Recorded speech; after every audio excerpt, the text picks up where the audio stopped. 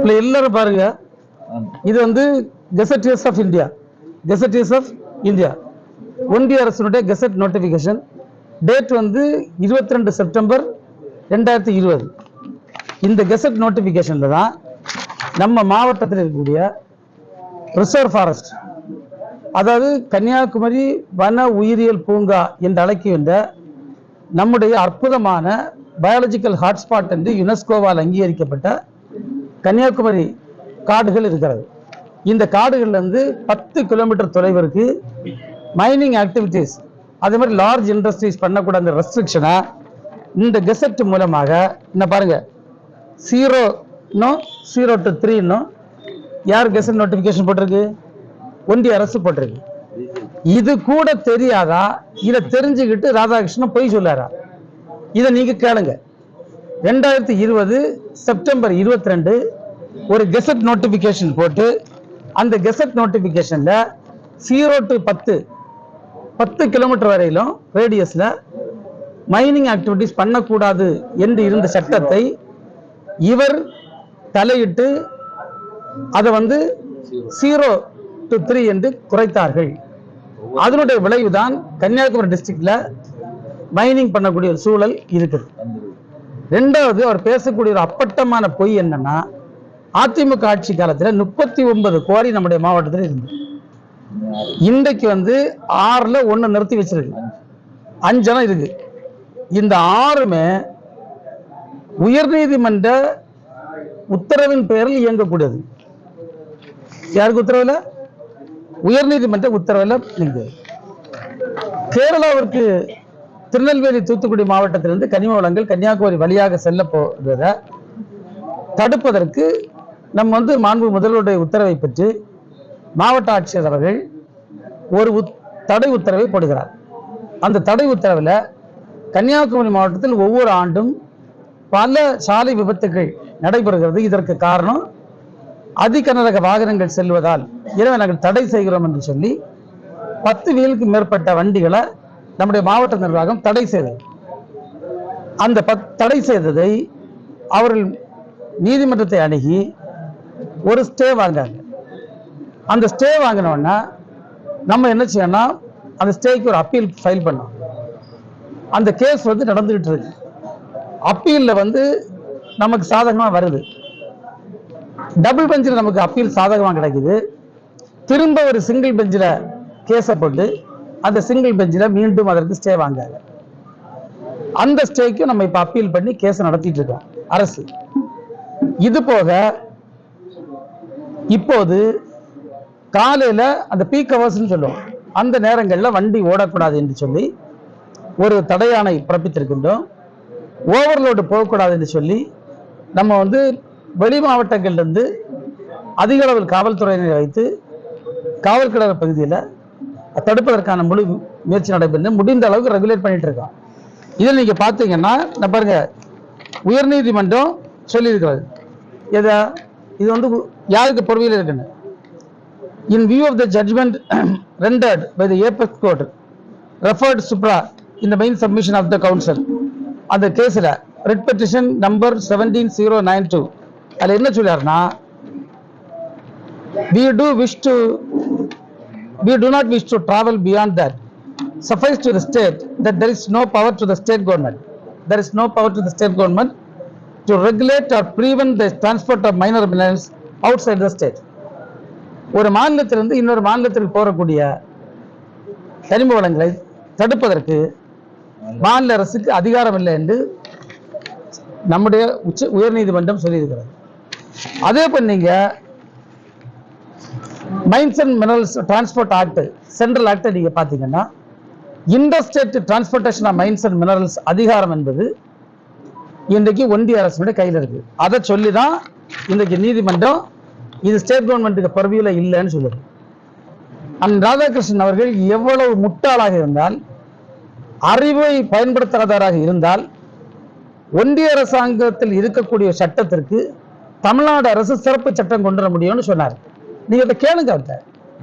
தமிழ்நாடு அரசுல ஒரு சட்டம் இயற்றியிருந்தா எல்லா மாவட்டத்துக்கும் இருக்குது, இது கன்னியாகுமரிக்கு விதி விலக்கா நாங்கள் கொடுக்க வேண்டும், ஒரு ஸ்பெஷல் ப்ரொவிஷனை கொடுக்கறதுக்கு எங்கிட்ட சொன்னா சரி.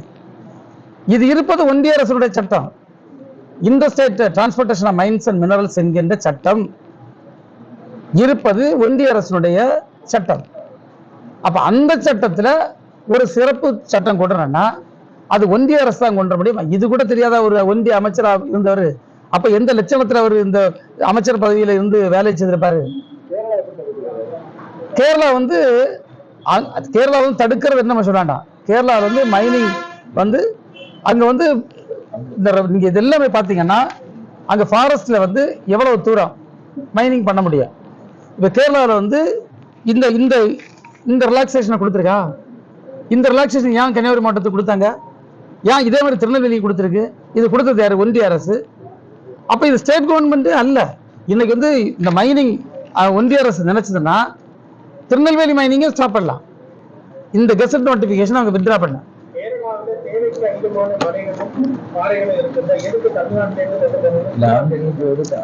நீங்க வந்து இந்த கேள்விகளும் வாதங்களை வந்து ஒரு ஒரு உன் ஃபேக்டனுடைய அடிப்படையில் இருக்கணும். கன்னியாகுமரி மாவட்டத்தில் இருந்த இந்த தடையை நீக்கியது யார்? தளர்த்தியது யார்?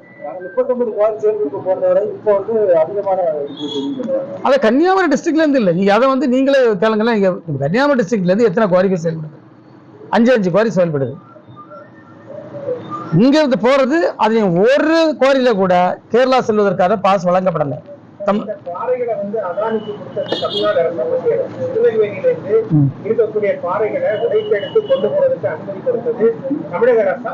தம்பி நீங்க வந்து யாருக்கு சட்டம்? இந்த பிறகு கோர்ட் சொல்லுது ஸ்டேட் கவர்மெண்ட்டுக்கு அதிகாரம் இல்லைன்னு சொல்லுது. அதுக்கு பிறகு இதை ரிலாக்ஸ் பண்ணது யாரு? 10 கிலோமீட்டர் தொலைவு இருக்கக்கூடாது என்று தமிழ்நாட்டில் இருந்த சட்டத்தை ரிலாக்ஸ் பண்ணி 0 to 3 ஆக்கினாரு. 10 ஆக்கினா நான் சொல்லுகிறேன், திருநெல்வேலி பகுதியிலையும் தென்காசி பகுதியிலையும் கூடிய பெரும்பான்மை குவாரிகள் மூட வேண்டியதான் வரா. கன்னியாகுமரி மாவட்டத்தில் இருக்கக்கூடிய மேக்கோட் வில்லேஜில் இருக்கக்கூடிய குவாரிகள் உடனடியாக மூடி ஆகணும். அப்போ இப்போ மாநில அரசு மூடுனா நீதிமன்றம் இந்த இதை உத்தரவா காட்டி நீங்க வந்து 0 to 3 இருந்தா மட்டும்தான் நீங்க தடுக்க முடியும். 0 to 3 தாண்டினா நீங்க தடுக்க முடியாதுன்னு நீதிமன்றம் பல தடவை ஸ்டேட் கவர்மெண்ட் கொடுத்தாச்சு. அப்போ நீங்க டெக்னிக்கலா பார்த்தா இது யாருக்கு குற்றம்? ஒன்றிய அரசோட குற்றம். இந்த குற்றத்தை ஏற்றுக்கொள்ளணும். அதை நாங்கள் மாற்றுவதற்கு முயற்சி பண்ண சொன்னா அது ஒரு நாணயமான ஒரு பதில் இருக்கு. சட்டம் உங்களுக்கு ஒன்றிய அரசாங்கத்துடைய சட்டம் வந்து எதுல மைன்ஸ் அண்ட் மினரல்ஸும் பெரிய இண்டஸ்ட்ரீஸும் வைக்கலான்னு கெசட்டர்ஸ் ஆஃப் இந்தியா 2020 போட்டதை வாங்கி படிக்க சொல்லுங்க. அது எப்படி தடுத்திருக்குன்னு. இதை வந்து 10 கிலோமீட்டர் ஆக்க சொல்லுங்க, 15 கிலோமீட்டர் ஆக்க சொல்லுங்க, எங்க வேணாலும் தடுக்க முடியும். ஆமா, சூழியல் உணர்திறன் இருக்கக்கூடிய இடத்துல தான் கோரி வைத்ததை தடுக்க முடியும். இவரிடத்துல சூழியல் அதிர்தாங்க மண்டலத்திலேயோ காக்காயிலோ எதுவும் வரலன்னா அது தடுப்பதற்கு உங்களுக்கு எனக்கும் உரிமை இல்லை. புரிஞ்சுது?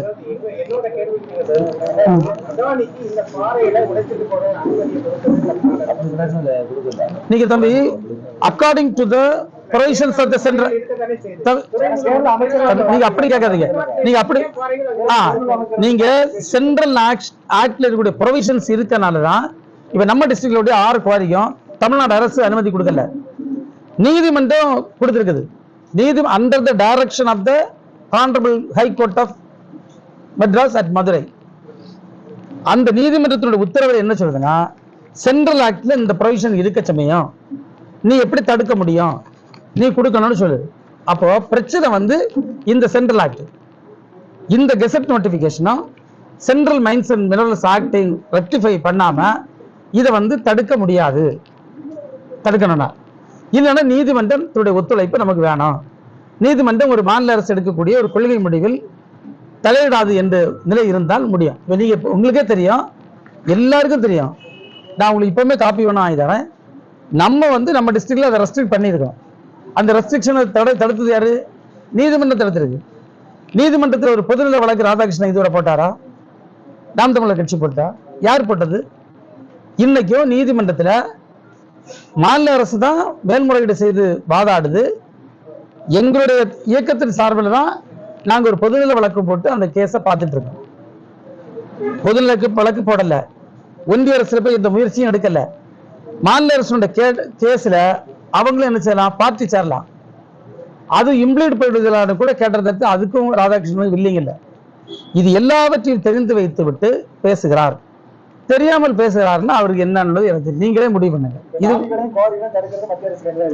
நீங்க இந்த ஆக்ட்ல வந்து ஒரு சேஞ்சஸ் அமெண்ட்மெண்ட் கொன்றாக இருந்தால், இல்லைன்னா இந்த ஆக்டை வந்து கோர்ட் மூலமாக ஸ்கிராப் பண்ணாம இருந்தால் அந்த அதிகாரம் நம்மகிட்ட இருக்கான்னா இல்ல. ஸ்கிராப் பண்ணாம இருந்தால்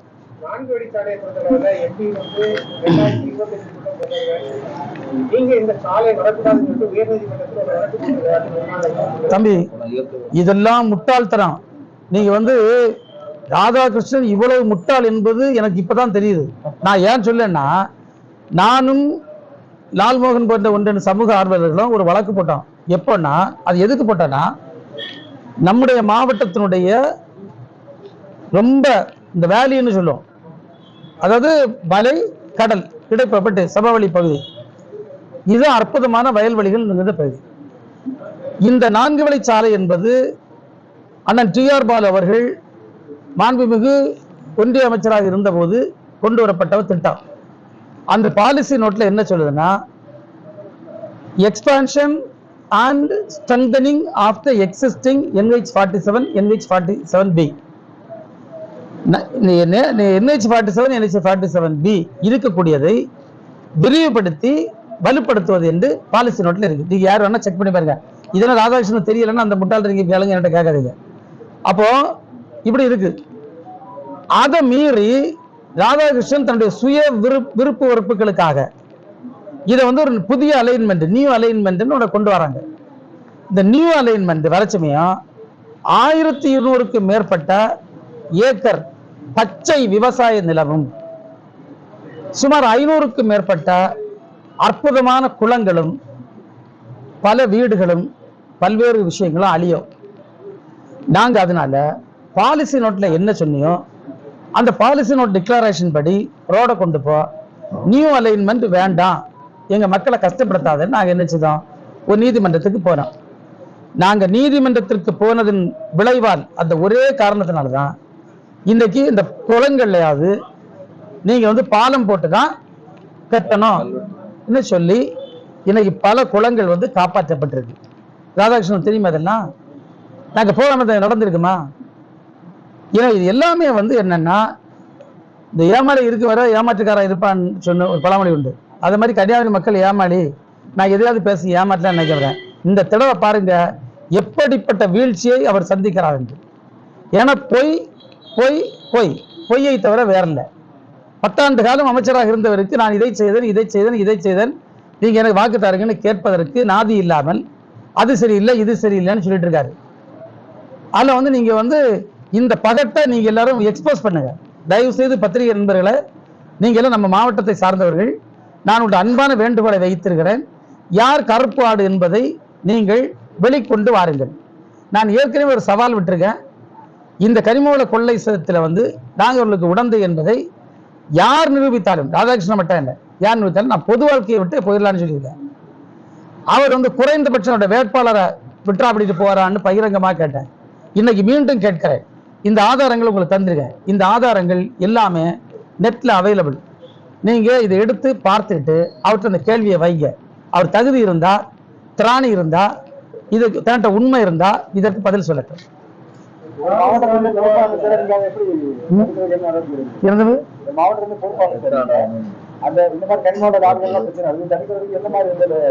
நாங்க வந்து இதை ரெகுலேட் பண்ணுவதற்காக அதிகனரக வாகனங்கள் இந்த வழியாக செல்லக்கூடாது என்ற ஒரு தடை ஆணையை மாவட்ட நிர்வாகம் தமிழ்நாடு அரசு சார்பில் பிறப்பித்தது. அந்த தடை ஆணை நீதிமன்றம் ஒரு உறுத்து கட்டளை வாங்கினார்கள்.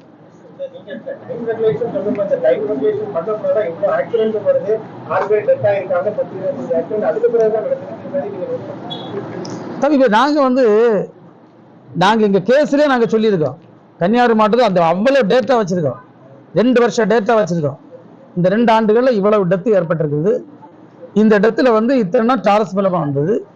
இது பெரிய நீங்க வந்து எங்களோட அபிடவிட்டை படிச்சு பார்த்தீங்கன்னா நெஞ்சு ஈரம் உள்ளவங்க யாருமே அதை பார்த்தா வேதனைப்படுவார்கள். அந்த அளவுக்கு மாவட்ட நிர்வாகம் மிக தெளிவாக நீதிமன்றத்திற்கு நாங்கள் ஒப்படைத்த பிரேரணையில தெளிவாக ஒவ்வொன்றாக குறிப்பிட்டிருக்கோம். நீங்க இடத்து மட்டும் இல்லை, இந்த சாலையினுடைய கெப்பாசிட்டி, இந்த லேண்டினுடைய டோப்போகிராஃபி, இப்படி நிறைய விஷயங்கள் நாங்கள் சொல்லியிருக்கோம். எல்லா விஷயங்களை சொல்லி தான் கோர்ட்டில் நம்ம ப்ளீட் பண்ணிட்டு இருக்கோம். கேஸ் அப்பீல்ல இருக்கு. நீதிமன்றத்தை மீறி ஒரு அரசாங்கம் செயல்பட முடியுமா? கண்டெம்ட் கோர்ட்டு போகாதா? ஏற்கனவே பல முறை நம்முடைய தக்கலை சப் கலெக்டரையும் நம்முடைய கலெக்டரையும் எஸ்பியையும் இந்த வழக்கில் நீதிமன்றம் சமன் பண்ணி நீங்க எப்படி தடை பண்ணலான்னு கேட்டிருக்கு. இதெல்லாம் உண்மை சம்பவங்கள். என் நீதிமன்ற உறுத்து கட்டளைக்கு தான் நாங்கள் மேல்முறையீடை செய்துவிட்டு நாங்கள் அதற்காக முயற்சி எடுத்துருக்கோம். ஒரு பப்ளிக் எஜுகேஷனும் என்னுடைய சார்பில் ஃபைல் பண்ணியிருக்கோம். அதுலேயும் அவ்வளவு சங்கடத்தையும் கன்னியாகுமரி மாவட்டத்தினுடைய கண்ணீரை, இந்த மக்களுடைய அழுகுரலை நீதிமன்றம் கேட்குமா செவிசாய்க்குமா என்ற ஒரு தொனியில நாங்கள் நீதிமன்றத்தின் முன் வைத்து இந்த வழக்கை நடத்தி கொண்டிருக்கின்றோம். இந்த வழக்கில் கூட தன்னை இணைத்துக் கொள்ளாத ராதாகிருஷ்ணன் போன்றவர்கள் இது ஒரு கபட நாடகம் ஆடுவதை தயவு செய்து நீங்க எல்லாம் எக்ஸ்போஸ் பண்ணுங்க.